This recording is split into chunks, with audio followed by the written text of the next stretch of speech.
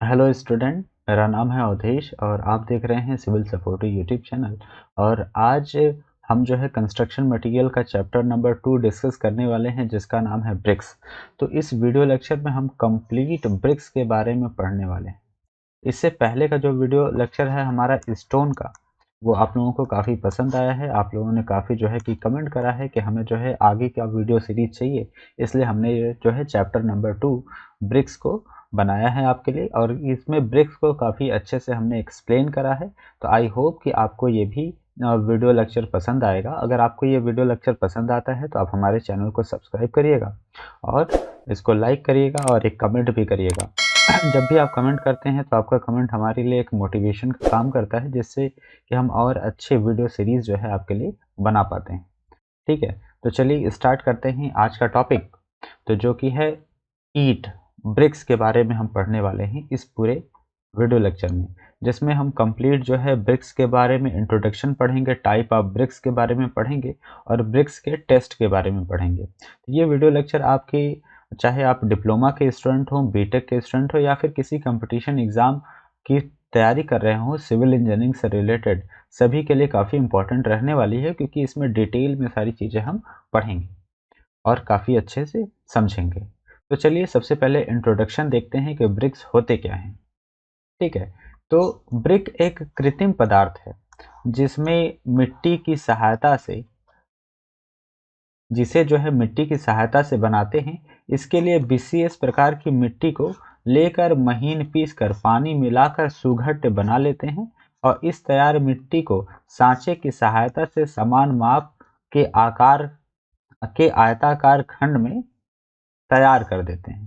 ठीक है, तो ब्रिक्स क्या होता है? ब्रिक्स एक कृत्रिम पदार्थ है, ये प्राकृतिक नहीं है, कृत्रिम पदार्थ है। इसमें आप क्या करते हैं, विशेष प्रकार की मिट्टी को आप जो है कि उस मिट्टी में पानी मिला के उसको सुघट्ट बना लेते हो और उसको सांचे में डाल के एक आयताकार खंड तैयार कर लेते हो, जिसको हम जो है ब्रिक कहते हैं।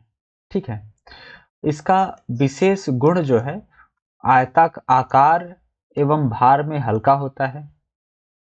यह पर्याप्त कठोर होता है, सामर्थ्यवान होता है एवं टिकाऊ होता है और साथ ही साथ यह सस्ता और अच्छा निर्माण पदार्थ भी है। इसे भट्ठे में ले जाकर पकाया जाता है, जिसमें ये अग्नि प्रतिरोधी हो जाता है। यह उच्च ताप सहने योग्य हो जाते हैं। ओके, नेक्स्ट पॉइंट है कि विभिन्न देशों में ईंट के माप विभिन्न होते हैं। भारत में BIS यानी कि ब्यूरो ऑफ इंडियन स्टैंडर्ड, भारतीय मानक ब्यूरो 20 21 17 के अनुसार ईंट का आकार होता है 19 × 9 × 9 सेंटीमीटर। तो ईंट का जो आकार होता है BIS के अनुसार यानी कि ब्यूरो ऑफ इंडियन स्टैंडर्ड के अनुसार, जो ईंट का आकार होता है वो 19 × 9 × 9 सेंटीमीटर होता है। जैसे कि ये ब्रिक है, तो यहाँ पे इंडियन स्टैंडर्ड के अकॉर्डिंग जो है 9 सेंटीमीटर इसकी लेंथ होती है, इसकी हाइट 9 सेंटीमीटर होती है किसी भी ब्रिक की, और इसकी मोटाई भी जो होती है, इस ब्रिक की जो मोटाई होती है यह भी 9 सेंटीमीटर होता है। ये स्टैंडर्ड ब्रिक का साइज है। ओके, चलिए अब आगे बात करते हैं ईंट का उपयोग की। ईंट का हम उपयोग कहाँ कहाँ करते हैं, यूजेज ऑफ ब्रिक्स। तो पहला है भवन बनाने में, आपको पता ही है, यहाँ पे आप पिक्चर देख सकते हैं। दूसरा है फर्श बनाने में। तीसरा है नाले यानी कि ड्रेन्स बनाने में, नालियाँ वगैरह आपने देखा होगा ब्रिक्स से बनी हुई होती हैं। सड़क बनाने में ब्रिक्स के आपने सड़क भी देखे होंगे। ईंट ईंट की गिट्टी बनाने में, आप जब फर्श वगैरह बनाते हैं तो क्या करते हैं, ईंट को तोड़ के जो है, या फिर फाउंडेशन बनाते हैं तो ईंट को तोड़ के मिट्टी के ऊपर बिछा देते हैं। ठीक है, तो ईंट का आप गिट्टी बनाने में भी इसका इस्तेमाल करते हैं। चूना कंक्रीट बनाने में भी ब्रिक्स का इस्तेमाल किया जाता है। प्रबलित ईंट की छत बनाने में भी ईंट का इस्तेमाल किया जाता है। ये जो छत होती हैं, किस घरों की जो छत होती हैं बेसिकली, उसमें भी ईंट का इस्तेमाल कर लिया जाता है। आजकल तो जो है RCC की छत पड़ रही हैं, तो ईंट का कम इस्तेमाल होता है, लेकिन हम चाहें तो ईंट का छत बनाने में भी इस्तेमाल कर सकते हैं। अब बात करते हैं ईंटों को ईंटों को पत्थरों पर वरीयता यानी कि reference of brick over stone. तो यानी कि ब्रिक हम क्यों यूज़ कर रहे हैं जब हमारे पास स्टोन अवेलेबल है। ब्रिक हमारे लिए क्यों इतना ज़्यादा इम्पोर्टेंट है। देखिए, स्टोन पहाड़ी क्षेत्रों में आसानी से अवेलेबल हो जाता है, तो हम स्टोन का इस्तेमाल पहाड़ी क्षेत्रों में कर लेते हैं। और प्लेन एरिया में जहाँ पे जो है कि पहाड़ नहीं है, जहाँ पे आसानी से ब्रिक्स ये स्टोन नहीं मिलते हैं, वहाँ पर हम ब्रिक का इस्तेमाल करते हैं। क्यों? क्योंकि यहाँ पे स्टोन्स नहीं है तो उसका ट्रांसपोर्टेशन कास्ट बहुत ज़्यादा लग जाएगा। तो उस ट्रांसपोर्टेशन कास्ट जो है कि स्टोन का बहुत ज़्यादा लग जाएगा, तो इससे अच्छा है कि हम ब्रिक्स बना लें। तो यहाँ पे जो प्लेन एरिया है, जहाँ पे पहाड़ी क्षेत्र नहीं है, वहाँ पे हम स्टोन का इस्तेमाल ना करके ब्रिक का इस्तेमाल करते हैं। और पहाड़ी क्षेत्रों में ज़्यादातर हम घर किससे बनाते हैं? स्टोन से बना लेते हैं, क्योंकि वहाँ ईंट मैन्युफैक्चरिंग करने से अच्छा है कि आप जो है कि आपके पास ब्रिक आसानी से अवेलेबल है। ब्रिक आसानी से अवेलेबल नहीं होता है पहाड़ी क्षेत्रों में, स्टोन आसानी से अवेलेबल होता है, तो वहाँ पे स्टोन के घर बना लेते हैं। तो अब हम बात करते हैं कि ईंटों को पत्थरों पर वरीयता किस तरीके से है।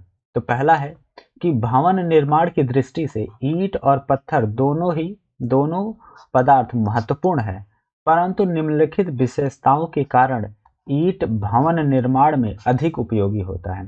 ईंट का इस्तेमाल बहुत ज़्यादा होता है और ब्रिक का इस्तेमाल जो है कि बहुत ज़्यादा होता है, स्टोन का इस्तेमाल कम होता है। तो आखिर क्या विशेषताएं हैं?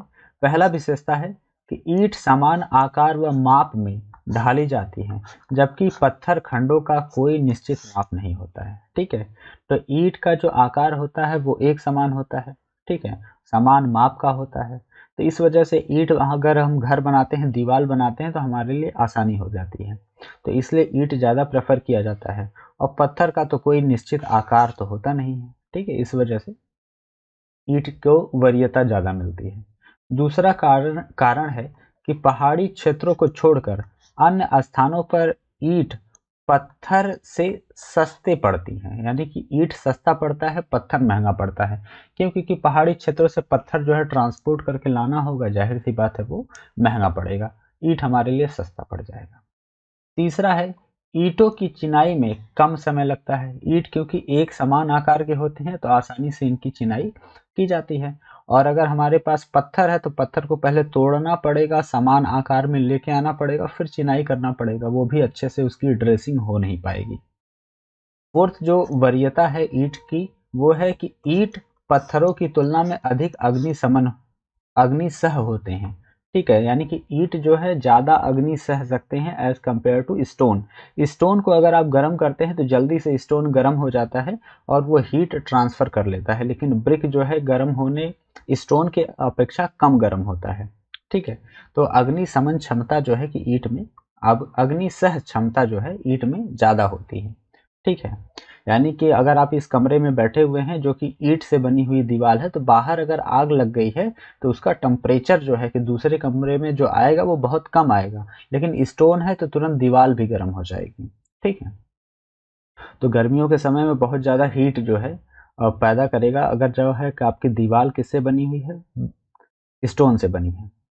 आगे आगे बात करते हैं कि ये पत्थरों से हल्की तथा सुहस्त होती हैं। ये पत्थरों से ईंट हल्की होती हैं और हैंडलिंग करना, एक जगह से दूसरी जगह ले जाना और इसका उपयोग करना आसान होता है ईंटों का। अतः दीवारों में रखने में कम परेशानी होती है। तो दीवार बनाने में अगर ईंट से बना रहे हैं तो परेशानी कम होती है। आगे, ईंट किसी भी माप तथा आकार में आसानी से ढाली जा सकती है। पत्थरों की भांति इनमें कटाई छटाई करनी नहीं पड़ती है। ठीक है, अब बात करते हैं ईंट बनाने में प्रयुक्त होने वाले कच्चे पदार्थ, कि आखिर कौन कौन से रॉ मटेरियल है, raw material use for brick manufacturing. तो ब्रिक मैन्युफैक्चरिंग में कौन कौन से रॉ मटेरियल यूज करते हैं, इसके बारे में हम पढ़ते हैं, जो कि हमारा नेक्स्ट टॉपिक है। ठीक है, अगर आपको ये वीडियो लेक्चर पसंद आ रहा हो तो आप हमारे चैनल को सब्सक्राइब कर लीजिए। हम टारगेट रखते हैं 1000 सब्सक्राइबर का विद इन 10 डेज। ठीक है, आई थिंक ये हमारे लिए जो है कि एक बड़ा टारगेट है, बट आपके लिए ये कोई बड़ा टारगेट नहीं है। अगर आप हमें सपोर्ट करते हैं तो ये बहुत जल्दी ही अचीव हो जाएगा। तो अगर आपको हमारा काम पसंद आता है, हम आपके लिए जो है कि पीपीटी बनाते हैं और अच्छा कंटेंट लेके आते हैं। और साथ ही साथ आपको हम बता दें कि हमारा एक टेलीग्राम चैनल भी है, जो कि सिविल सपोर्टिव नाम से है। सिविल सपोर्टिव नाम से अपना टेलीग्राम चैनल भी है आपका, और इसका जो है लिंक डिस्क्रिप्शन में है। इस टेलीग्राम चैनल को आप ज्वाइन कर सकते हैं। यहाँ पे आप चाहे बीटेक के स्टूडेंट हो, चाहे डिप्लोमा के स्टूडेंट हो, आपको सारे सब्जेक्ट की कंप्लीट नोट्स आपको पीडीएफ में मिल जाएगी, पीपीटी मिल जाएगा, और क्विक रिवीजन के लिए जो है शॉर्ट नोट्स मिल जाएगा सारे सब्जेक्ट का। और साथ ही साथ काफ़ी सारे हम अपडेट भी इसी टेलीग्राम चैनल पे हम डालते रहते हैं, और सारे के सारे इस वक्त के साथ जो भी पीडीएफ होगा, पीपीटी होगा, वो उसी चैनल पे आपको मिलता रहेगा आसानी से। तो आप डिस्क्रिप्शन पे जाके या फिर टेलीग्राम में जाके सिविल सपोर्टिव सर्च करेंगे तो आपको हमारा चैनल मिल जाएगा, तो आप उसको सब्सक्राइब कर सकते हैं। ठीक है, वहाँ पे सारा अपडेट मिलता रहेगा। और हाँ, और अगर आपको हमारा काम पसंद आता है तो आप इसको भी, हमारे चैनल को भी सब्सक्राइब कर लीजिएगा, अपने फ्रेंड के साथ शेयर करिएगा। ठीक है, चलिए आगे बात करते हैं ब्रिक बनाने में प्रयुक्त होने वाले कच्चे पदार्थ। तो ऐसी मिट्टी जिसमें पानी मिलाकर आसानी से गूथा जा सके, सांचे में ढालकर आयताकार खंड बनाया जा सके, एवं सूखने पर दरारें न पड़े या फिर टेढ़ी मेढ़ी ना हो, प्रयोग की जाती हैं। तो जो ब्रिक बनाने में कच्चा पदार्थ यूज करा जाता है वो तो बेसिकली मिट्टी होता है, लेकिन हर तरह की मिट्टी हम जो है कि ब्रिक बनाने के लिए इस्तेमाल नहीं करते हैं। ठीक है, हम ऐसी मिट्टी को खोजते हैं कि जो आसानी से पानी डालकर उसमें गूथा जा सके। ठीक है, अगर जो क्लेई सॉयल है, इसमें आसानी से वाटर ऐड करके आप इसको गूथ सकते हैं। लेकिन अगर आपके पास सैंड है, चलो रेड कलर वाली बालू है, आप इसमें कितना भी वाटर ऐड कर लो, इसको आप गूथ ही नहीं सकते हो। और गूथ भी लिया, चलो ठीक है, थोड़ा बहुत क्ले मिला के उसको गूथ भी लिया, तो इसमें कोई भी मजबूती नहीं रहेगी, आप जैसे ही फोर्स लगाओगे वो टूट जाएगा। तो हमें ब्रिक बनाने के लिए ऐसा मटेरियल यूज करना है कि जिसको गूथा जा सके, सांचे में ढाला जा सके, तथा यह सूखने के बाद ना इसमें दरार पड़े ना ही ये टेढ़ा मेढ़ा हो। ऐसा मटेरियल हम यूज करते हैं ब्रिक बनाने में।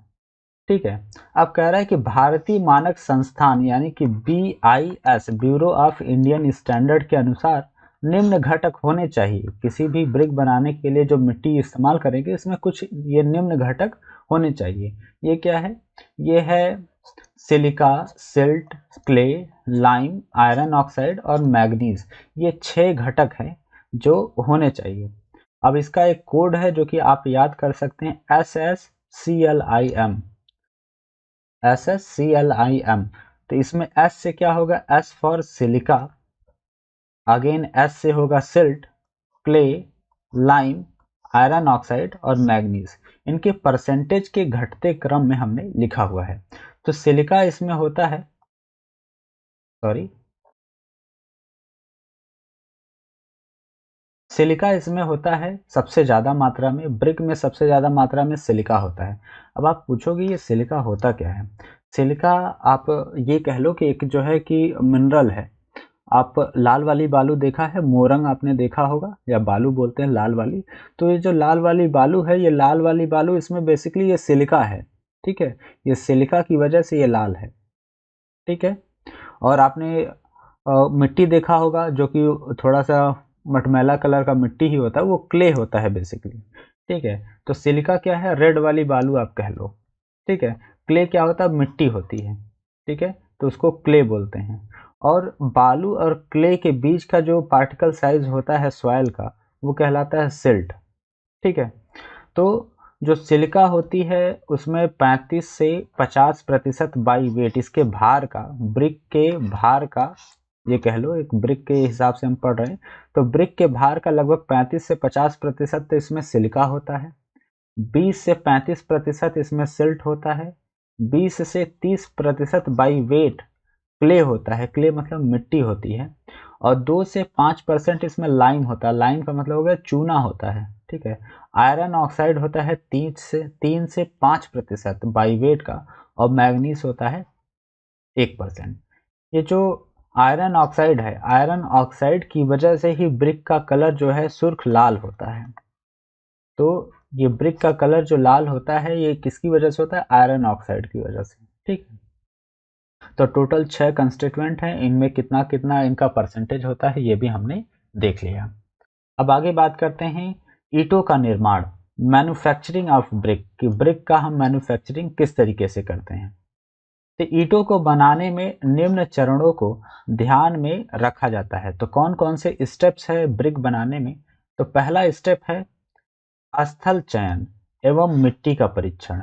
तो ब्रिक बनाना है तो सबसे पहले आप स्थल चयन करोगे कि कहाँ से हमें मिट्टी उठाना है, और मिट्टी का परीक्षण करोगे कि जो जो चीज़ें चाहिए होंगी, जैसे कि हमको सिलिका चाहिए, ठीक है, सिल्ट चाहिए, क्ले चाहिए, आयरन ऑक्साइड चाहिए, मैग्नीज चाहिए, लाइम चाहिए, तो ये सभी मिनरल्स जो है पर्याप्त मात्रा में है कि नहीं, सभी मौजूद हैं उस मिट्टी में कि नहीं। अगर मौजूद हैं तब तो हम उस मिट्टी का इस्तेमाल करेंगे ब्रिक बनाने में। तो सबसे पहले स्थल चयन करेंगे कि कहाँ से मिट्टी उठाना है और उस मिट्टी का परीक्षण करेंगे। फिर इसके बाद है मिट्टी अगर अच्छी है तो हम मिट्टी को तैयार करेंगे। मिट्टी तैयार करना, preparation of brick earth. Third step होगा कि ईंटों की ढलाई, अब मोल्डिंग ऑफ द ब्रिक। अब मिट्टी को हमने तैयार कर लिया है तो सांचे में डाल के हम जो है कि ब्रिक को मोल्ड कर देंगे, उसकी ढलाई कर देंगे।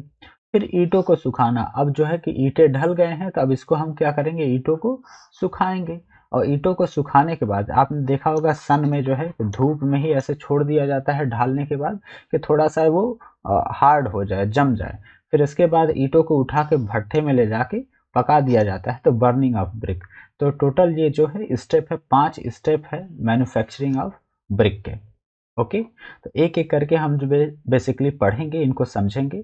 और हमने तो ब्रिक को बनते हुए आसानी से देखा ही है, तो आई होप कि सारा कुछ आसानी से आपको क्लियर होता चला जाएगा। चलिए बात करते हैं मैन्युफैक्चरिंग ऑफ ब्रिक में, तो क्या क्या कंप्लीट प्रोसेस होता है उसको देखते हैं। सबसे पहला जो स्टेप था वो था field selection and testing of brick earth. यानी कि फील्ड सिलेक्शन करना था कि कहाँ पे जो है कि हमें कहाँ से मिट्टी उठानी है, और कहाँ उसका टेस्ट करते थे, उस मिट्टी का जो है हम टेस्ट करते थे पहले स्टेप में। दूसरे स्टेप में हम करते थे प्रिपरेशन ऑफ ब्रिक अर्थ, यानी कि ब्रिक अर्थ जो मिट्टी है उसको हम तैयार करते थे, उसको गूंथते थे, ठीक है, तो उसको तैयार करते थे। और फिर तीसरे स्टेप में करते थे मोल्डिंग ऑफ ब्रिक, यानी कि सांचे में उस तैयार जो है मिट्टी को डालकर उसको ढालते थे, ईंट को। और चौथा स्टेप है ड्राइंग ऑफ ब्रिक। अब जो ब्रिक हमने ढाल दिया है, अब उसको जो है कि धूप में छोड़कर उसको सुखा देते हैं, ड्राई कर देते हैं। और ड्राई करने के बाद फिर थोड़ा सा जब हार्ड हो जाता है तो उसको लास्ट स्टेप में क्या करते हैं, बर्निंग ऑफ ब्रिक, उसको भट्ठे में जाके अच्छे से पका दिया जाता है। तो ये टोटल 5 स्टेप है जिसमें ब्रिक को मैन्युफैक्चर किया जाता है। क्लियर है। तो अब सबसे पहले बात करते हैं ब्रिक का field selection and testing of brick earth का। तो इसमें भी 4 स्टेप है। तो field selection and testing of brick में पहला स्टेप है संघनन टेस्ट, ठीक है, यानी कि कंसिस्टेंसी टेस्ट करते हैं, सॉइल की कंसिस्टेंसी टेस्ट करते हैं। दूसरा है मोल्डिंग टेस्ट करते हैं। कंसिस्टेंसी का मतलब इसको गूथा जा सकता है कि नहीं इस मिट्टी को, यह टेस्ट किया जाता है। मोल्डिंग टेस्ट का मतलब होता है कि इसको जो है कि आसानी से किसी भी शेप और साइज में बनाया जा सकता है। अगर हम ब्रिक बनाना चाह रहे हैं, जिस भी शेप साइज में बनाना चाहते हैं, क्या ये बनाया जा सकता है। तीसरा है जो हम टेस्ट करते हैं वो है विकृति या संकुचन परीक्षण, यानी कि डिटेरियोरेशन एंड श्रिंकेज टेस्ट। यह टेस्ट क्या होता है कि अगर ये ब्रिक बन गया है, इसको हमने सुखा दिया है, तो कल को सूखने के बाद इसको भट्ठे में जब हम सुखाएंगे ब्रिक को, तो सूखने के बाद क्या यह जो ब्रिक है वो टेढ़ा मेढ़ा तो नहीं हो जाएगा। सूखने के बाद ब्रिक का आकार टेढ़ा मेढ़ा हो गया, या फिर इसमें संकुचन आ गया, इसमें क्रैक्स दरारें पड़ तो नहीं गई हैं। देखा होगा आप, ब्रिक कुछ टेढ़ी हो जाती हैं, कुछ उसमें दरारें पड़ जाती हैं। ये क्यों होता है, क्योंकि मिट्टी अच्छी नहीं रहती है, तो जिसकी वजह से उसमें जो है ये सब डिफेक्ट आ जाते हैं। तो इसका हम टेस्ट करेंगे कि ब्रिक बनने के बाद क्या ऐसा तो नहीं हो जाएगा। और लास्ट जो टेस्ट होता है वो होता है रेह कलर भूमि की जांच, यानी कि टेस्टिंग ऑफ रेह कलर लैंड। यानी कि हम क्या करते हैं कि इसमें जमीन की जांच करते हैं कि इस मिट्टी में कहीं साल्ट की मात्रा ज़्यादा तो नहीं है, साल्ट की मात्रा या फिर ऑर्गेनिक कंटेंट की मात्रा तो ज़्यादा नहीं है। अगर साल्ट की मात्रा यानी कि नमक की मात्रा मिट्टी में ज़्यादा होगी तो लोना लगने लग जाता है। आपने देखा होगा कि दीवारें बनी होती है, दीवार में से सफ़ेद सफ़ेद सा कुछ जो है कि दीवार में लोना लग जाता है और वो जो है कि धीरे धीरे उचड़ उचड़ के प्लास्टर वगैरह गिरते रहता है। तो वो क्या कारण होता है कि जो ब्रिक यूज़ किया गया है उसमें साल्ट की मात्रा ज़्यादा है, ठीक है, जिसको इंग्लिश में इफ्लोरेसेंस बोलते हैं, ठीक है। तो इसका भी टेस्ट करते हैं। तो ये तो हो गया field selection and testing of brick earth के बारे में। दूसरा जो स्टेप होता है प्रिपरेशन ऑफ ब्रिक अर्थ, ठीक है। अब इस मिट्टी को हम साइट पे गए, हमने सारा टेस्ट कर लिया और हमें लगा कि हाँ ये ब्रिक के लायक मिट्टी है, तो इस मिट्टी को हम क्या करते हैं कि लेके आते हैं अपने साइट पे जहाँ पे हमारा जगह है, जहाँ पे हमें ईंटे को पाथना है बेसिकली, ठीक है, वहाँ पे लेके आते हैं। अब इस मिट्टी को ले आए हैं तो मिट्टी को तैयार करेंगे। तो कैसे तैयार करते हैं? सबसे पहले तो डिगिंग करते हैं। डिगिंग मतलब होता है कि उस जगह पे ले जाके खुदाई करते हैं, खुदाई करके मिट्टी को लेके आते हैं, पहला स्टेप होता है। टेस्टिंग करने के बाद पहला स्टेप है पहले खुदाई करिए। दूसरा स्टेप है वेदरिंग, ठीक है। वेदरिंग करने का मतलब होता है कि अब इसमें जो है कि खूब सारा पानी मिलाइए। एक जगह पे आपने मिट्टी रख दिया है तो डिग करके लेके आने के बाद अब मिट्टी रख दिया है तो अब उसमें खूब सारा पानी मिलाइए और पानी मिलाने के बाद पानी मिलाइए और उसको पैर से देखा होगा कि उसको जो है कि पैर से दबाते रहते हैं। उसमें से जो भी कंकड़ पत्थर कोई जो है कि लकड़ी का टुकड़ा हो, प्लास्टिक हो, तो इसको निकाल निकाल के बाहर फेंकते रहते हैं और पानी मिलाते रहते हैं, ठीक है। तो पानी मिला के काफ़ी जो भी ऊपर से कंकड़ पत्थर हो सकता है उसको निकाल लेते हैं, पानी मिला के उसको छोड़ देते हैं। देखा होगा रात को जो है कि पानी मिला के छोड़ देते हैं तो रात भर वो फूल जाता है और सुबह आते हैं तो सुबह के उसको वो क्या करते हैं सम्मिश्रण करते हैं यानी कि ब्लेंडिंग करते हैं। उसको पैर से दबा दबा के उसको पूरी तरीके से जो है कि अच्छे से हर एक मिट्टी का टुकड़ा तोड़ तोड़ के उसको ब्लेंड कर देते हैं, ठीक है, मिक्स कर देते हैं, ठीक है। तो अगर उसमें किसी कंस्टिट्यूएंट की कमी हो, मान लो कि हमें सिल्ट सिल्ट चाहिए, सैंड चाहिए, सिलिका आपने पढ़ा था, सिल्ट पढ़ा था, क्ले पढ़ा था, लाइम पढ़ा था, तो किसी चीज़ की हो सकता है कि कमी हो। अगर जितना परसेंटेज आपको रिक्वायर्ड है उस परसेंटेज से कमी है तो हम क्या करते हैं इसी समय हम सब मिश्रण भी कर देते हैं। इसमें जिस चीज़ की कमी होती है उस चीज़ को अलग से हम इसमें ऐड भी कर देते हैं। अब ऐड करने के बाद फिर लास्ट होता है गुथाई। इसको अच्छे से टेम्परिंग कर देते हैं, बहुत ज़्यादा इसको गूँथ गूँथ के, जैसे आटा गूँथते हैं तो उसी तरीके से उस मिट्टी को बहुत अच्छे से पैर से गूँथ गूँथ के बहुत अच्छा सा सॉफ्ट सा अ, तैयार कर लेते हैं ब्रिक अर्थ को, ठीक है। तो ये 4 स्टेप होता है। पहला है खुदाई, ठीक है, दूसरा है ऋतु क्रिया। ऋतु क्रिया में क्या करते हैं जो भी कंकड़ पत्थर है वो सब बाहर निकाल लेते हैं और पानी डाल के छोड़ देते हैं। ब्लेंडिंग में क्या करते हैं फिर इससे इसको जो है कि फिर से ब्लेंड करते हैं पैर से, उसको जो है कि अच्छे से तैयार करते हैं। साथ ही साथ अगर कोई चीज़ इसमें कमी है कंस्टिट्यूएंट उसको भी मिलाते हैं, फिर अच्छे से उसकी टेम्परिंग करते हैं। टेम्परिंग मतलब जितना भी पानी और मिलाना हो, क्योंकि आपने पूरा एक बार पानी मिलाया तो वो सूख गया होगा, तो फिर से और ज़्यादा पानी मिला के और अच्छे से उसकी गुथाई कर देते हैं। तो ये तो पूरा प्रोसेस हुआ प्रिपरेशन ऑफ ब्रिक अर्थ। और तीसरा जो स्टेप है मोल्डिंग ऑफ ब्रिक। अब मोल्डिंग में क्या होता है, ये दो तरीके हो सकते हैं, या तो हाथ से ब्रिक को सांचे में भर भर के जो है कि आप जो है कि मोल्डिंग करो, ब्रिक बनाओ, या फिर दूसरा है कि मैकेनिकल मोल्डिंग। मशीनें आती हैं कि मशीन के अंदर आप जो है कि ये टेम्पर्ड ये जो अर्थ ब्रिक अर्थ तैयार किया है इसको मशीन में भर दीजिए। ये मशीन खुद से जो है कि ब्रिक का सांचे का आपको जो है कि ब्रिक बना के दे देगी। तो चाहे आप मशीन यांत्रिक ढलाई कर दीजिए या फिर हस्त ढलाई कर दीजिए। तो मोल्डिंग ऑफ ब्रिक के दो तरीके हैं। जनरली आपने देखा होगा हस्त ढलाई, ठीक है, हाथों से देखा होगा कि वो सब ईंटें पाथते रहते हैं। फिर इसके बाद चौथा जो स्टेप होता है वो होता है ड्राइंग ऑफ ब्रिक, ब्रिक को सुखाना। तो ये ब्रिक के सुखाने के दो तरीके होते हैं, प्राकृतिक, ये खुदाई नहीं है यहाँ पे, सॉरी, प्राकृतिक खुदाई नहीं है, ये गलत लिख गया है, ठीक है। तो प्राकृतिक सुखाने की विधि हो सकती है या फिर कृत्रिम सुखाने की विधि हो सकती है, ठीक है। तो नेचुरल ड्राइंग क्या होता है कि ड्राइंग क्या होता है कि आप ये जो सांचे में हमने ईंट को तैयार करा है, उसको धूप में छोड़ देते हैं। तो धूप में छोड़ देते हैं तो 1 हफ्ते के अंदर जो है कि वो जितना भी धूप हो, जिस हिसाब से धूप हो, तो वो क्या होता है, सूख जाता है। तो ये या तो हम नेचुरल विधि से आप इसको सुखा लो सन में, या फिर जो है कि आर्टिफिशियल विधि है। आर्टिफिशियल विधि का मतलब क्या होता है कि किसी कमरे में जो है कि उसको ढाल दीजिए और वहाँ पे आग वगैरह लगा के जो है कि थोड़ा-सा उसका टेम्परेचर बढ़ा दीजिए उस कमरे का, जिससे कि वो जल्दी से वो सूख जाएगा। ठीक है, ब्रिक जो है आसानी से सूख जाएगा। तो आर्टिफिशियल विधि तो इस्तेमाल करते नहीं, ज़्यादातर नेचुरल विधि का इस्तेमाल करते हैं ड्राइंग ऑफ ब्रिक का। अब ये ब्रिक जैसे ही सूख जाता है तो इसको ले जाते हैं भट्ठे में डाल देते हैं और इसको पका देते हैं, तो बर्निंग ऑफ ब्रिक। तो बर्निंग ऑफ ब्रिक के लिए कई तरह के भट्ठे का इस्तेमाल करा जाता है। एक तो होता है पजाबा, जिसको होता है क्लैंप बोलते हैं, इलाहाबादी भट्ठा का इस्तेमाल करते हैं, या बुल की खाही का भट्ठा, ये भी एक प्रकार का भट्ठा है। और लास्ट जो हमारा भट्ठा है वो है हाफ मैन भट्ठा। ये 4 तरह के भट्टे हैं जिनका इस्तेमाल हम करते हैं ब्रिक को पकाने के लिए। तो ये कंप्लीट प्रोसेस होता है मैन्युफैक्चरिंग ऑफ ब्रिक का, जो कि हमने आपको बताया। आई होप कि आपको बहुत अच्छे से समझ आ गया हो। ठीक है, चलिए अब आगे बढ़ते हैं। तो सबसे पहले क्लासिफिकेशन ऑफ ब्रिक की बात करते हैं। अब ब्रिक का क्लासिफिकेशन, ईंटों का वर्गीकरण कि कितने प्रकार के ईंट होते हैं, तो ये मस्ट है, काफ़ी इंपॉर्टेंट टॉपिक है, ये हर जगह आपसे पूछा जाता है, तो इसको आप ध्यान से देखिए। कह रहा है आईएस, आईएस का मतलब होता है इंडियन स्टैंडर्ड, और जो ब्रिक के लिए इंडियन स्टैंडर्ड कोड यूज करते हैं वो होता है 1077/1986।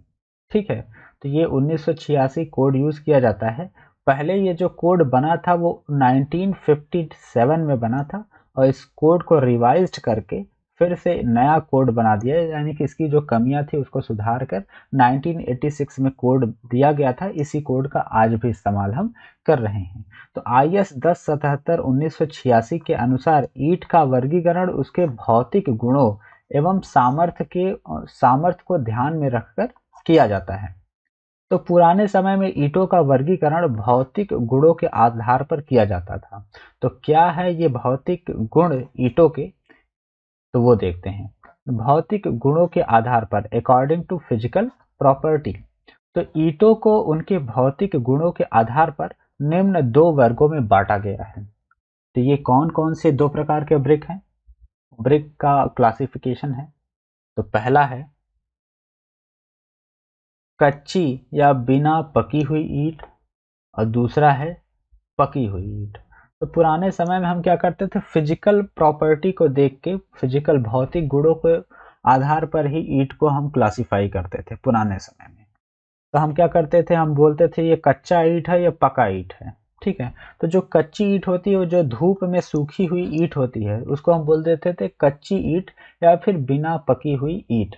और जो हम भट्ठे के अंदर जो है पकाते थे, उसको हम क्या बोलते थे, पकी हुई ईंट, पक्की ईंट बोलते थे। क्लियर है, तो ये 2 तरह से क्लासिफाई किया जाता है, ये आपको अच्छे से समझ में आता होगा। चलिए हम बात करते हैं कि कच्ची ईंट क्या होता है। तो कच्ची ईंट क्या होता है कि ईंटों को आयताकार आकार, एक मिनट, ईंटों को आयताकार आकार देने के बाद सूर्य की रोशनी में सुखाई गई ईंट जो होती है उसी को कच्ची ईंट कहते हैं। यह अधिक बहार नहीं सहन कर सकती, यह वर्षा पानी से नष्ट हो जाती है। तो कभी कभी देखा होगा कि आप ईंट जो है, ईंट को बनाकर धूप में सुखाया जाता है और बारिश आ जाती है जिससे कि वो ईंट जो है पूरा नष्ट हो जाता है। ठीक है, इसके इंजीनियरिंग गुण निम्न श्रेणी के होते हैं, यानी कि इंजीनियरिंग जो प्रॉपर्टी होती है वो निम्न श्रेणी के होती है।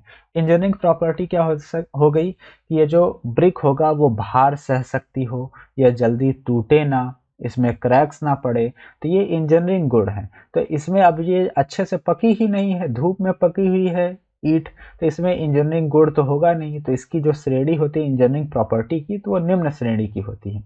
और इसकी संपीड़न, सॉरी, थोड़ा सा जल्दी जल्दी बोल रहा हूँ कि जिससे कि आपका समय बचे, जिसकी वजह से जुबान लड़खड़ा जा रहा है, तो थोड़ा सा माफ करिएगा।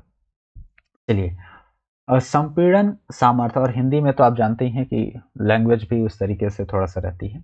तो संपीड़न सामर्थ्य जो होता है ये इसका होता है 15 से 30 किलोग्राम पर सेंटीमीटर स्क्वायर का, यानी कि 15 से 30 सेंटीमीटर किलो पर 15 से 30 किलोग्राम पर सेंटीमीटर स्क्वायर। इसका क्या मतलब हुआ कि 30 किलोग्राम पर सेंटीमीटर स्क्वायर, यानी कि 1 सेंटीमीटर स्क्वायर एरिया में 1 सेंटीमीटर स्क्वायर ब्रिक के एरिया पे जो लोड सह सकती है केवल 30 केजी का लोड सह सकती है मैक्सिमम। इससे ज़्यादा का लोड लग गया, जैसे आपका वेट अगर 50 केजी का है तो आप कच्चे ईंट पे चढ़ जाओगे तो ये कच्चा ईंट टूट जाएगा। अगर 1 पर सेंटीमीटर स्क्वायर एरिया पे 30 किलो न्यूटन का मैक्सिमम ये लोड सह पाती है, तो ये तो बहुत खराब ब्रिक है, ठीक है ना।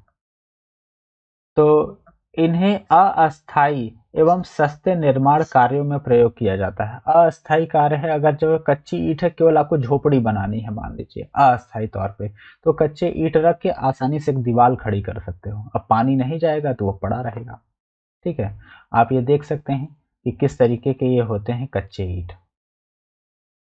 क्लियर है, ये है कच्चे ईंट और इसको जो है कि तैयार किया जाता है। ये मोल्ड है, इस मोल्ड में यानी कि साँचा है, साँचे में भर के इस तरीके से ब्रिक को तैयार किया जाता है और धूप में इनको सुखा दिया जाता है। तो ये है अपने कच्चे ब्रिक। इसके बाद पके हुए जो ब्रिक होते हैं, बर्न ब्रिक जो होते हैं, वो क्या होते हैं, ये आयताकार आकार के होते हैं। सूर्य की रोशनी में सुखाकर भट्ठे में ले जाकर पकाया जाता है। तो जब इनको भट्ठे में ले जाकर पकाया जाता है तब यह जो ब्रिक बनती हैं ये पकी ईंट बनती हैं और इसकी भार वहन क्षमता अधिक होती है, ये बढ़ जाती है। अग्नि सह होती हैं, ये आग को भी सह सकती हैं, ठीक है। तो यानी कि इसमें आग नहीं लगता है तथा वर्षा पानी का भी इस पर असर नहीं होता है क्योंकि ये पक गई हैं। इसलिए इनकी जो इंजीनियरिंग गुण होती है वो उच्च श्रेणी की होती है, निम्न श्रेणी की नहीं होती है। और इसकी संपीड़न सामर्थ्य 35 से 350 किलोग्राम पर सेंटीमीटर स्क्वायर है, ठीक है। 35 से 350 सेंटीमीटर स्क्वायर तक होती है, ठीक है। तो इसकी संपीड़न सामर्थ्य जो है 35 से 350 किलोग्राम पर सेंटीमीटर स्क्वायर होती है, ठीक है। ये 4 प्रकार की होती हैं। तो ये 4 प्रकार की कौन सी हैं, तो इनको क्लासिफाई किया गया है प्रथम श्रेणी ईंट, द्वितीय श्रेणी ईंट, तृतीय श्रेणी ईंट और झामा या फिर पूरी तरीके से जली हुई ब्रिक। तो ब्रिक को 4 तरह से क्लासिफाई किया गया है, क्लियर है। पहला जो है वो है first class brick, second class brick और थर्ड क्लास ब्रिक और लास्ट होता है झामा या फिर ओवरबर्न। तो होता क्या है कि जो बहुत अच्छा ईटा रहता है तो उसको हम नाम दे देते हैं फर्स्ट क्लास ब्रिक। उससे थोड़ा सा खराब जो होता है तो उसको सेकंड क्लास बोल देते हैं, जो एकदम ही खराब रहता है वो थर्ड क्लास। और कुछ ईंटें होते हैं कि जो पूरी तरीके से जल गया होता है, बहुत ज़्यादा टेम्परेचर मिल जाने की वजह से, भट्टे के अंदर बहुत ज़्यादा टेम्परेचर मिल जाने की वजह से वो ईंट पिघल जाता है और उसका टेढ़ा मेढ़ा आकार हो जाता है और एकदम जल जाता है, झामा बन जाता है। तो वो होता है फोर्थ क्लास ब्रिक, जिसको बोलते हैं झामा या फिर ओवरबर्न ब्रिक, ठीक है। तो इन सभी ब्रिक को, ये काफ़ी इंपॉर्टेंट है, ये क्लासिफिकेशन जो है पक्के ब्रिक को पढ़ना ये हमारे लिए काफ़ी इंपॉर्टेंट है, इसको हम अच्छे से पढ़ेंगे, ठीक है। तो चलिए सबसे पहले बात करते हैं प्रथम श्रेणी ईंट की, बात करते हैं फर्स्ट क्लास ब्रिक की बात करते हैं। तो ये देखिए, ये जो ब्रिक है ये फर्स्ट क्लास ब्रिक है, कहीं से भी टेढ़ा नहीं है, इसके कोने बिल्कुल नुकीले तिरछे हैं, ये नुकीले एकदम कोने हैं और कहीं से टूटा फूटा नहीं है, कोई भी क्रैक्स इसमें नहीं पड़ा है, तो बिल्कुल सुंदर सा ईंटा है। तो इसलिए इसको क्या बोलेंगे, फर्स्ट क्लास ब्रिक, ठीक है। तो देखिए इनके आकार की बात करते हैं, शेप की बात करते हैं। तो इनका आकार ठोस होता है, अच्छी पकी हुई होती है और मानक आकार की होती हैं, यानी कि इसका अगर साइज हमें बोला गया है 19x9x9 सेंटीमीटर का जो स्टैंडर्ड साइज है तो उसी आकार का होगा, छोटे बड़े नहीं होंगे, ठीक है। तथा इनके आकार में 3 mm से अधिक की भिन्नता मान्य नहीं है, यानी कि फर्स्ट क्लास ब्रिक है तो उसमें 3 mm समझ रहे हैं कितना कम, तो थोड़ा बहुत अगर छोटा बड़ा हो गया तो पर भी कोई दिक्कत नहीं है, लेकिन इससे ज़्यादा बड़ा रहेगा तो फर्स्ट क्लास ब्रिक में नहीं आएगा, उसको हम सेकंड क्लास ब्रिक में भेज देंगे। इनका आकार जो है मानक आकार का ही होना चाहिए। दूसरा, इनके जो कोने हैं एज, तो इनके कोने जो है अस्पष्ट होने चाहिए, सीधे एवं तीखे होने चाहिए। तो इस तरीके के जो ब्रिक के ये जो कोने हैं वो अस्पष्ट, सीधे और नुकीले होने चाहिए। ठीक है। तीसरा है इनकी संरचना, इनकी सतहें समान एवं सपाट होनी चाहिए। तो यानी कि इस जो ब्रिक का जो सतह है वो कैसा होना चाहिए, बिल्कुल सपाट होना चाहिए, टेढ़े मेढ़े बिल्कुल भी नहीं होने चाहिए। इनका जो रंग है, इनका जो रंग होगा वो चेरी रेड कलर का होगा, ये इस तरीके का ब्रिक होना चाहिए। तो इस तरीके का जो ब्रिक होगा वो फर्स्ट क्लास ब्रिक कहलाएगा। ठीक है। तो ये है अपना फर्स्ट क्लास ब्रिक। इसके बाद कठोर, हार्डनेस, इसकी सतह पर नाखून से खुरचने पर निशान नहीं बनने चाहिए। तो फर्स्ट क्लास ब्रिक को अगर आप नाखून से खुरचते हैं तो इस पे किसी तरीके का निशान नहीं बनना चाहिए, ये इतना हार्ड होना चाहिए, कठोर होना चाहिए। और लास्ट है ध्वनि, कि दो ईंटों को आपस में टकराने पर धात्विक ध्वनि यानी कि मेटेलिक साउंड सुनाई देनी चाहिए। दो ईंटें लीजिए और आपस में इसको टकराइए, तो आपस में टकराने पे अगर इसमें मेटल के जैसा साउंड दे रहा है, मेटेलिक साउंड दे रहा है, तो हम कहेंगे ये फर्स्ट क्लास ब्रिक है।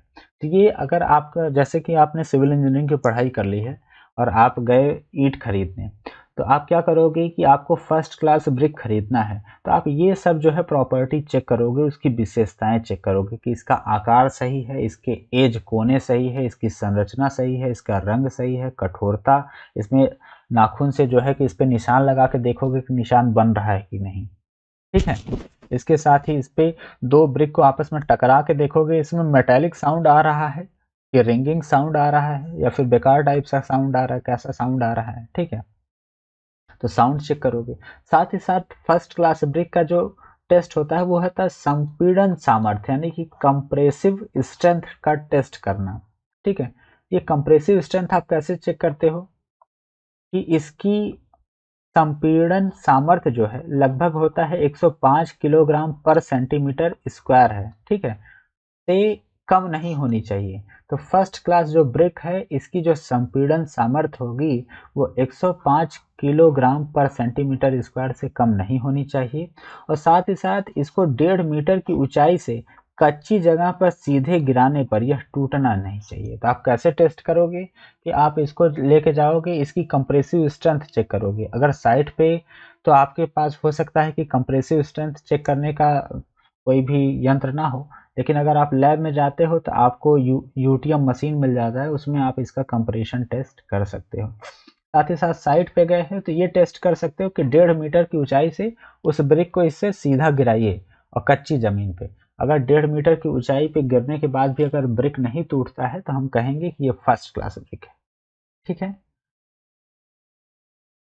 जल अवशोषण, वाटर एब्जॉर्प्शन की बात करते हैं, तो 24 घंटे जल में रहने के बाद इन्हें अपने भार के 1.6वें भाग से अधिक जल नहीं सोखना चाहिए।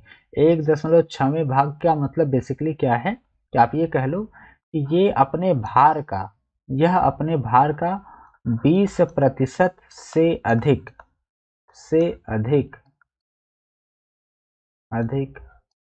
जल जो है नहीं सोखना चाहिए, नहीं नहीं सोखना चाहिए।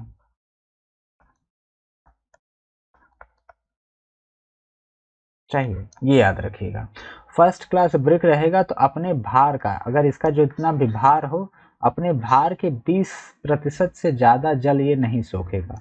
जनरली एक जो ब्रिक होता है उसका जो भार होता है 3 kg, तो 3 kg का जितना भी 20% आए उससे ज़्यादा का ये पानी नहीं सोखे। अगर इससे ज़्यादा का पानी सोख रहा है तो आप कहोगे ये फर्स्ट क्लास ब्रिक नहीं है। इसके बाद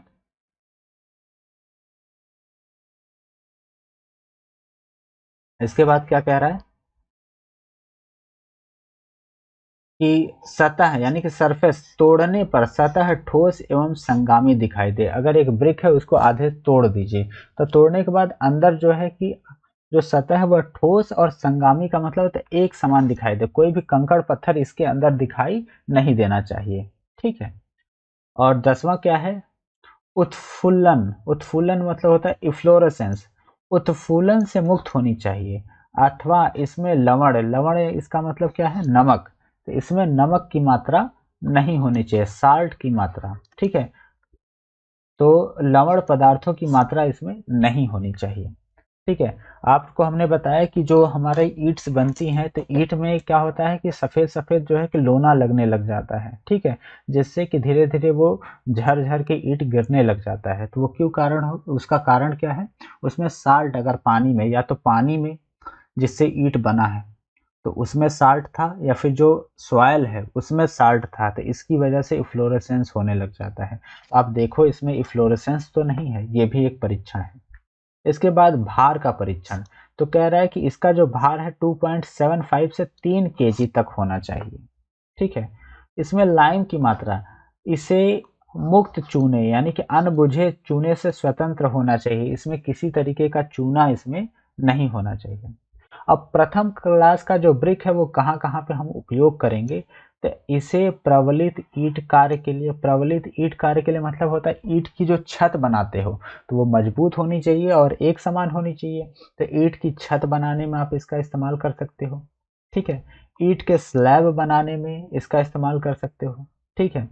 इंजीनियरिंग कार्यों में, भवन बनाने में एवं प्लास्टर कार्य में आवश्यकता न हो, यानी कि इंजीनियरिंग कार्यों में इसका इस्तेमाल कर ही सकते हो। साथ ही साथ ऐसा भवन बना रहे हो जिसमें दीवालों को आप प्लास्टर नहीं करने वाले हो, केवल पॉइंटिंग करके छोड़ दोगे, प्लास्टर नहीं करोगे, तो ऐसे दीवालों के लिए आप फर्स्ट क्लास ब्रिक यूज़ करो जो टेढ़े-मेढ़े बिल्कुल भी ना हो, तो वो सुंदर दिखेंगे, ठीक है। तो आपने कई सारे घर देखे होंगे जो कि ईंट के ही बने होंगे, इसको प्लास्टर नहीं किए गए रहते, वो भी सुंदर दिखते हैं। लेकिन वहाँ पे जो ईंट लगाई जाती है वो एक समान के और अच्छी क्वालिटी के होते हैं। तो वो कौन-सी ईंट होती है? फर्स्ट क्लास ब्रिक होती है। क्लियर है? चलिए, अब आगे बात करते हैं द्वितीय श्रेणी ईंट यानी कि सेकंड क्लास ब्रिक के बारे में। ठीक है? तो सेकंड क्लास ब्रिक क्या है? ये second class brick first class brick से थोड़ा-सा खराब होगा। तो क्या कमी होगी इसमें? कह रहा है इन ईंटों की भौतिक गुण प्रथम श्रेणी ईंट की तरह ही होती हैं, परंतु इसमें कुछ कमियां आ जाती हैं। वो क्या कमी है, ये देखिए। ये है आपका जो है कि ये बेसिकली थर्ड क्लास ब्रिक है, थर्ड क्लास ब्रिक है, ठीक है। इसको सेकंड क्लास बिल्कुल भी ना बोलिएगा, ये फर्स्ट क्लास ब्रिक नहीं है। एक्चुअली जो है गलती से हमने जो है कि ये इमेज लगा रखा है, और फर्स्ट क्लास ब्रिक में ही थोड़ा बहुत जो है कि इसमें जो क्रैक्स है बहुत ज़्यादा मात्रा में, तो ये क्रैक्स अगर इसमें हो, ये अगर ये टेढ़ा-मेढ़ा हो थोड़ा-सा, ठीक है? तो इस तरीके का जो ब्रिक होगा वो सेकंड क्लास ब्रिक कहलाएगा, ठीक है? तो ये थोड़ा-सा बहुत ज़्यादा डैमेज है। तो आप देख सकते हो जो फर्स्ट क्लास भी ना हो और थर्ड क्लास ना हो, उसके बीच का जो ब्रिक होगा वो क्या कहलाएगा? सेकंड क्लास ब्रिक, ठीक है? चलिए, तो इसमें क्या है, इसके जो कोने होते हैं, इस ये प्रथम श्रेणी के ईंट की तरह तीखे या अस्पष्ट नहीं होते हैं, तो इसमें सारी चीज़ें साफ-साफ दिखाई देंगी। इस वजह से हमने इस ब्रिक को, इस इमेज को लगा दिया है कि सारी चीज़ें आपको साफ-साफ दिखाई दें। तो आप देख सकते हैं कि इसके जो कोने हैं, वो बिल्कुल तीखे नहीं है, टूटे-फूटे से कोने हैं, ठीक है? टूटे-फूटे से कोने हैं, तो ये क्या होता है, सेकंड क्लास ब्रिक का एक जो है कि निशानी है, आप पहचान सकते हो ये सेकंड क्लास ब्रिक है। इसका जो संपीड़न सामर्थ्य है वह 70 से 80 किलोग्राम पर सेंटीमीटर स्क्वायर ही होता है, यानी कि इससे कम ही होगा। तो इसकी संपीड़न सामर्थ्य जो है वो 70 से 80 किलोग्राम पर सेंटीमीटर स्क्वायर होता है। इसकी जो ध्वनि होती है वह धात्विक ध्वनि नहीं सुनाई देती। जब आपस में टकराया जाएगा तो धातु की तरह ये ध्वनि नहीं करेंगे। इसका जो सतह होगा, सतह कुछ असम सा होगा। असम सा का मतलब होता है कि इसका जो सतह होगा तो वो टेढ़ा-मेढ़ा होगा, टेढ़ा-मेढ़ा होगा। आप ये देख सकते हैं। यहाँ पे आसानी से दिखाई दे, इस वजह से इस ब्रिक को जो है कि हमने इमेज को लगा रखा है। बाकी इससे थोड़ा-सा और अच्छा ही रहता है सेकंड क्लास ब्रिक। तीसरा है संरचना, स्ट्रक्चर। संरचना में कमी हो सकती है, इसकी बनावट में कोई कमी हो सकता है साइज़ जो है कि कम या ज़्यादा हो, थिकनेस कम या ज़्यादा हो, तो ये संरचना में कोई कमी हो सकती है। जल अवशोषण, तो ये जल अवशोषण अपने भार का 1/4 भाग अवशोषित करती है, या फिर परसेंटेज के हिसाब से कहें तो ये 24 घंटे तक पानी में अगर डुबा के रखो सेकंड क्लास ब्रिक को, तो अपने भार का लगभग 22% पानी सोख जाता है। फर्स्ट क्लास 20% पानी सोखता है, लेकिन ये 20% से ज़्यादा 22% तक अगर पानी अवशोषित कर लेता है अपने भार का, तो इसको हम बोलेंगे सेकंड क्लास ब्रिक। ठीक है, इसका उपयोग कहाँ करते हैं? ऐसी दीवारें जिन पर प्लास्टर करना जरूरी हो वहां पर उपयोग करेंगे, क्योंकि थोड़ा बहुत टेढ़ा मेढ़ा या खराब रहेगा तो वो तो प्लास्टर से ढक जाएगा। ठीक है, ईंट की रोड़ी बनाकर प्रबलित कंक्रीट कार्य तथा सुरजी बनाने में इसका इस्तेमाल किया जाता है। अगर आपके पास बड़े बड़े गिट्टे नहीं हैं तो आप इसी ईंट को तोड़कर इसका इस्तेमाल कर सकते हो रोड़ी के तौर पे। ठीक है, इसका उपयोग अधिक सामर्थ्य एवं प्रबलित ईंट कार्य में नहीं किया जाता है। ठीक है, ये तो हो गया अपना सेकंड क्लास ब्रिक। अब बात करते हैं थर्ड क्लास ब्रिक की। तो ये देखिए, ये जो ब्रिक है ये बेसिकली क्या है? थर्ड क्लास ब्रिक है। तो बहुत ज़्यादा इसमें आपको डैमेज देखने को मिल रहा है, तो इस ब्रिक को हम क्या बोलेंगे? Third class brick. ठीक है, अब थर्ड क्लास की जो सतहें होंगी बिल्कुल खुरदुरी होंगी, सेकंड क्लास से भी खराब होगा। इसका जो रंग होगा पीले रंग का होगा, आप देख सकते हैं अच्छे से पका ही नहीं है, ये पीले रंग का है। इसके जो कोने हैं नुकीले नहीं होते हैं, ये नष्ट, ठीक है, और अस्पष्ट भी नहीं होते हैं, टूटे फूटे से कोने होते हैं इसके। इसको इसकी जो ध्वनि परीक्षण करेंगे तो दो ईंटों को आपस में टकराने पर ढप ढप की आवाज आएगी, बिल्कुल मेटेलिक साउंड बिल्कुल भी नहीं करेगा, ऐसा लगेगा कि ये ईंट अच्छे से पके ही नहीं है। फिफ्थ है कठोरता, हार्डनेस। नाखून से खुरचने पर इसमें आसानी से निशान पड़ जाएगा। तो जो थर्ड क्लास ब्रिक है अगर इसको नाखून से खुरचा जाएगा तो इसमें आसानी से निशान पड़ जाता है। संपीड़न सामर्थ्य, इसकी संपीड़न सामर्थ्य बहुत कम होती है। ठीक है, लगभग 35 किलो न्यूटन पर सेंटीमीटर स्क्वायर से कम होती है इसकी संपीड़न सामर्थ्य। ठीक है, जल अवशोषण, पानी बहुत सोखता है, तो अपने भार का यह 25% तक पानी सोख जाता है, अपने भार का 25% तक पानी सोख जाता है। तो फर्स्ट क्लास जो ब्रिक था वो आपने देखा था, फर्स्ट क्लास ब्रिक अपने भार का 20% पानी सोखता था, उससे ज़्यादा नहीं सोखता था। सेकेंड क्लास इससे थोड़ा ज़्यादा पानी सोखता था 22%, और थर्ड क्लास जो है 25% तक अपने भार का पानी सोखता है, अपने वेट का। ठीक है, ठीक है, तो अगर सेकंड क्लास ब्रिक है 22% से ज़्यादा पानी सोख रहा है तो हम कहोगे कि ये सेकंड क्लास ब्रिक नहीं है, ये तो थर्ड क्लास हो गया, है ना। फर्स्ट क्लास ब्रिक है तो अगर 20% से ज़्यादा सोख रहा है पानी अपने भार का, तो आप कहोगे ये फर्स्ट क्लास नहीं है, ये तो सेकंड क्लास की कैटेगरी में चला गया। ठीक है, अब इसका उपयोग कहाँ कहाँ करते हैं? इसका उपयोग इन्हें अस्थायी दीवार बनाने में, यानी कि ऐसी दीवार जो कि अस्थायी है, अभी है कुछ समय बाद इसको हटा देंगे।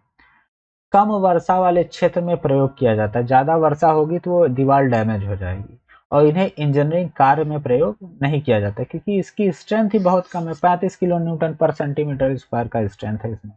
ठीक है, चलिए, जो लास्ट टाइप का ब्रिक है वो है झामा, या पूरी तरीके से जला हुआ ईंट। ये आप देख रहे हो पूरी तरीके से जला हुआ ईंट है।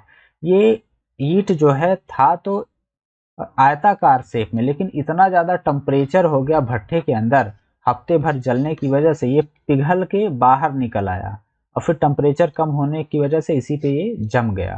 तो ये आप जो ईंट आप देख रहे हो ये क्या है? झामा है, झामा ईंट है, बहुत ज़्यादा जले हुए। अब आप हमसे ये पूछ सकते हो कि सर ये जो first class second class third class brick है, जब फर्स्ट क्लास बहुत अच्छा होता है तो हम यही बनाएं, ये सेकंड क्लास थर्ड क्लास या झामा ब्रिक क्यों बनाते हैं? तो देखिए, बात ये है कि हम भट्ठे के अंदर जो है कि ईंट को चट्टा लगा के आप ईंट को इस तरीके से रख देते हो।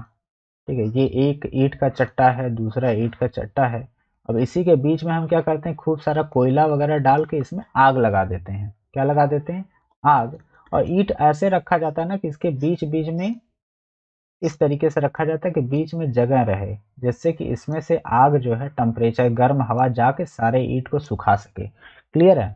तो अब ऐसे केस में होता क्या है कि जो ईंट जो है आग की, जैसे ये जमीन पर ही आग लगेगा, नीचे के साइड में आग लगेगा, तो नीचे वाली जो आसपास की ईंट होती हैं वो बहुत ज़्यादा गर्म होकर पिघल जाती हैं, नीचे की जो ईंट होती है जो आग के कांटेक्ट में डायरेक्ट होती हैं वह पिघल कर बहुत ज़्यादा जल कर झामा ईंट बना लेती हैं, झामा।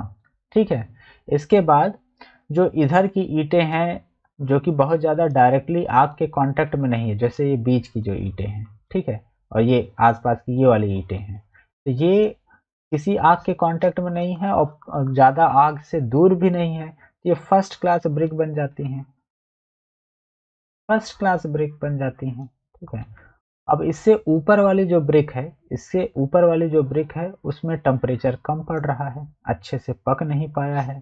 ठीक है, तो ये सेकंड क्लास ब्रिक बन जाएंगी, क्योंकि इस अच्छे से पक नहीं पाया है तो इसकी स्ट्रेंथ कम होगी। ये लास्ट एकदम ऊपर वाला जो ब्रिक है इसमें टेम्परेचर और कम पड़ा है, तो ये जो है थर्ड क्लास ब्रिक बन जाएगा, क्योंकि अच्छे से पक नहीं पाया है, ये येलो कलर का पीले कलर का ही रह जाएगा। ठीक है, तो होता क्या है कि हम बनाने का प्रयास तो करते हैं कि बहुत अच्छा ब्रिक निकले, फर्स्ट क्लास ब्रिक निकले, लेकिन ऐसा पॉसिबल ही नहीं है। तो हम चाहते हैं कि फर्स्ट क्लास ब्रिक निकले, लेकिन जो है क्ले लिख दिया है हमने, बेसिकली ये क्या फर्स्ट क्लास ब्रिक है। ठीक है, लेकिन ये तीनों तरह के ब्रिक ऑटोमेटिक बन जाते हैं। ठीक है, क्योंकि बहुत ज़्यादा हमारा टेम्परेचर पे कंट्रोल नहीं रहता है, इसकी वजह से ऐसा हो जाता है। तो जो जल जाते हैं तो उसको हम निकाल के अलग झामा के तौर पे रख देते हैं, जो फर्स्ट क्लास होता है उसको निकाल के अलग रख देते हैं, सेकंड क्लास को अलग और थर्ड क्लास को अलग, और उनका अलग अलग रेट लगा के जो है कि बेचा जाता है। तो फर्स्ट क्लास ब्रिक महंगे होते हैं, सेकेंड और थर्ड क्लास उससे सस्ते होते हैं। क्लियर है, तो हम बनाते तो अच्छे ब्रिक हैं, लेकिन जो है कुछ जो है डैमेज ब्रिक भी निकल आते हैं। तो चलिए झामा की बात करते हैं। तो झामा क्या होते हैं कि आकार जो है ज़्यादा पक जाने के कारण ये टेढ़े हो जाते हैं, बिल्कुल इस तरीके का आकार हो जाता है इनका। ठीक है, और इसके बाद इसकी माप, अधिक ताप पाने की वजह से पिघल कर इनका आकार बिल्कुल ही बदल जाता है। रंग की बात करें तो यह काला नीला रंग का होता है, कुछ इस तरीके का। कठोरता, ये बहुत कठोर होते हैं, कभी भी आप first class second class third class brick को आप तोड़ सकते हैं, लेकिन जामा को नहीं तोड़ सकते हैं, क्योंकि ये बहुत ज़्यादा जो है कठोर होते हैं। ठीक है, अब इसका शेप ही जो है कि सही नहीं रहता है कि आप दीवार में चिनाई कर दो। ठीक है, और इसके अंदर बहुत ज़्यादा होल होल टाइप सा रहता है, तो इसके अंदर जो है कि बार बार जो है कि नमी आएगा, सीपेज आएगा, इसलिए और भी इसका इस्तेमाल नहीं करते हैं। जल का अवशोषण, यह काफ़ी कम जल अवशोषित करते हैं, क्योंकि ये एकदम पिघल कर प्लास्टिक जैसा बन जाता है, तो इसके अंदर पानी जो है सोखता ही नहीं है। ठीक है, इसकी गुण की बात करें तो प्रथम श्रेणी की ईंट से अच्छी होती है। तो जो इंजीनियरिंग प्रॉपर्टी होती है वो प्रथम श्रेणी के ब्रिक से भी अच्छी होती है, क्योंकि इसकी स्ट्रेंथ, कंप्रेसिव स्ट्रेंथ बहुत ज़्यादा होती है, इसमें कठोरता बहुत ज़्यादा होती है, तो इसको आप जो है कि जल्दी तोड़ नहीं सकते हो, तो इतना ज़्यादा मजबूत होता है। ठीक है, तो इसकी स्ट्रेंथ ज़्यादा होती है। इसके बाद इसका उपयोग कहाँ करते हैं? काले रंग एवं आकार के कारण चिनाई कार्यों में प्रयोग नहीं की जाती है। ठीक है, इसकी गिट्टियां बनाकर नींव में प्रयोग की जाती है। इन्हें कंक्रीट के स्थान पर भी प्रयोग कर सकते हैं। इनकी अपघर्षण क्षमता अधिक होती है। ठीक है,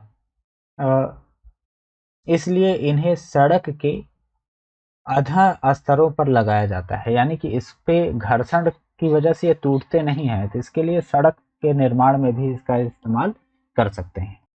ओके, आगे का टॉपिक नेक्स्ट जो है कि वीडियो लेक्चर में करेंगे, तो आज के लिए बस इतना ही रखते हैं। तो हमने जो है कि चैप्टर नंबर 2 में ब्रिक्स को पढ़ लिया है, तो ये ब्रिक्स का पार्ट 1 होगा, पार्ट 1, और पार्ट 2 जो है कि नेक्स्ट वीडियो लेक्चर में हम कवर करेंगे, जिसमें कि कंप्लीट जो है ब्रिक्स हम पढ़ लेंगे।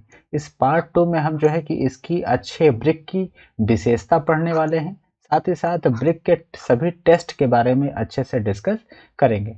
ठीक है, तो अभी तक के लिए बस इतना ही, और आपके लिए इम्पोर्टेंट सूचना है कि आप इस टेलीग्राम चैनल को हमारे ज्वाइन कर सकते हैं, जिसका नाम है सिविल सपोर्टिव टेलीग्राम चैनल। ठीक है, यहाँ पे आपको ये नोट्स जो है कि मिल जाएंगे, ये नोट्स जो है आपको मिल जाएंगे इस चैनल पे। इसको आप जो है कि बेसिकली सिंपली टेलीग्राम पे सर्च कर सकते हैं, या फिर डिस्क्रिप्शन में जाके लिंक होगा, वहाँ से आप ज्वाइन कर सकते हैं। और अगर आपको हमारा वीडियो लेक्चर पसंद आया है तो आप इसे सब्सक्राइब कर लीजिए और एक कमेंट जो है ज़रूर करिएगा। और अभी तक देखने के लिए आपका बहुत बहुत धन्यवाद। चलिए मिलते हैं अगले वीडियो लेक्चर में। ठीक है, ओके, गुड बाय।